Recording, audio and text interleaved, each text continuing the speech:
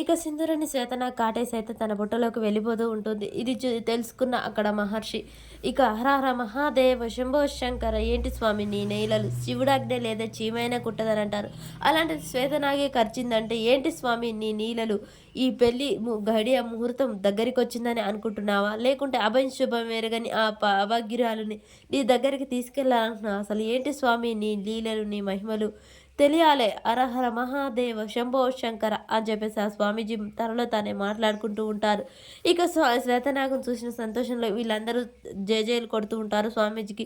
ఇక సింధూరకు మత్తెక్కుతూ విషం ఎక్కుతూ ఉంటుంది. అమ్మాయి గారు నేను నిన్ను కాపాడుకుంటాను అని చెప్పేసి తండ్రి కండాజీరి కట్టబోతూ ఉంటాడు. నువ్వు ఏది చేసినా ఫలితం దక్కదు.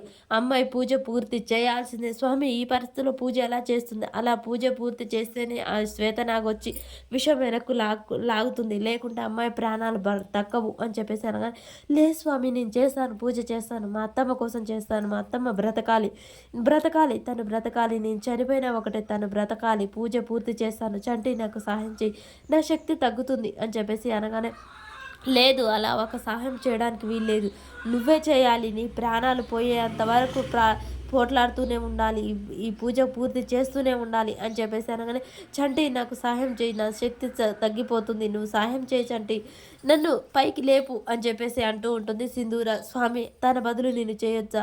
నువ్వేమవుతావు అనగానే, ఏమి కాదు స్వామి, అమ్మాయికి బంధువు అవుతావా, తాలి కట్టిన భర్తవు అవుతావా అనగానే, లేదు స్వామి నేను వాళ్ళ ఇంట్లో పని చేస్తున్నాను, మరి అక్కడ విషయం తాగిన ఆమెకేమవుతాను, తన ఇంట్లో కూడా పనే చేస్తున్నాను స్వామి, అట్లాగైతే నువ్వు చేయడానికి వీల్లేదు, నువ్వు చేయకూడదు, తనే చేయాలి, తనకు సంబంధించిన బంధువులైనా ఈ సింధూరకు సంబంధించిన భర్త అయినా అయితేనే చెయ్యాలి అని చెప్పేసి అంటూ ఉండగానే ఇంకా స్వామీజీ అక్కడి నుంచి వస్తూ ఉంటారు.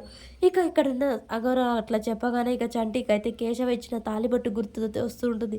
చంటి ఈ తాలిబొట్టు నీ దగ్గర ఉంచురా, తర్వాతకి అమ్మవారి మెడలో వేసేటప్పుడు ఇద్దు అని చెప్పగానే, హర హర మహాదేవ శంభో శంకర్ అని చూపిస్తుండ, స్వామి ఈ తాలి ఈ అమ్మాయి మెడలో కడితే ఇప్పుడు నేను పూజ చేయొచ్చా అని చంటి అయితే అడుగుతూ ఉంటాడు. నిరభ్యంతరంగా చేయొచ్చు అని చెప్పేసి స్వామీజీ చెప్తాడు. మరి చంటి సింధూర మెడలో ఇక తాలి కడతాడా? సింధూర ఒప్పుకుంటుందా? చెంచలమ్మ బ్రతుకుతుందా? సింధూర బ్రతుకుతుందా? చంటి తాలి కడతాడా కట్టడా అనేది ఇవన్నీ మనకు నెక్స్ట్ వీడియోలో తెలుస్తాయి ఫ్రెండ్. మన వీడియో నచ్చినట్టయితే లైక్ చేయండి, షేర్ చేయండి, కామెంట్ చేయండి, సబ్స్క్రైబ్ చేసుకోవడం మర్చిపోకండి.